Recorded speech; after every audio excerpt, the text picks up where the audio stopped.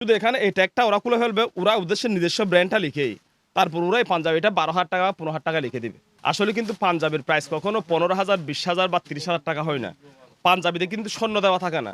একটা পাঞ্জাবির সর্বোচ্চ আমাদের পাইকারি কিনা ইন্ডিয়ার থেকে হোক বা পাকিস্তান থেকে হোক 3,000 বা 5,000 টাকার, যেটা একেবারে সর্বোচ্চ 3,000 বা সর্বোচ্চ 5,000 টাকা পর্যন্ত পাঞ্জাবি হতে পারে, যেটা গর্জিয়াস বা বিয়ে শাদির জন্য আমরা পুরা বছর যেগুলো বিক্রি করি আর কি।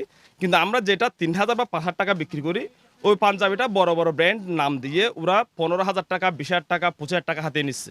ওই বড় বড় ব্র্যান্ডগুলো এক ডাকাত আর ওই ডাকাতেদের কাছে যায় আরেক ডাকাত, মানে সাধারণ যাদেরকে কাছে চোরা টাকা আছে যাদের থেকে বড় বড় ওরা যায় ওখানে।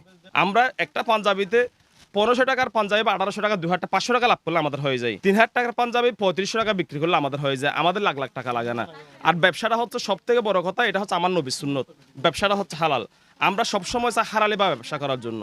একটা পাঞ্জাবিতে বা একটা পায়জামাতে 200 টাকা বা পাঞ্জাবিতে 500 টাকা লাভ করলে হয়ে যায়।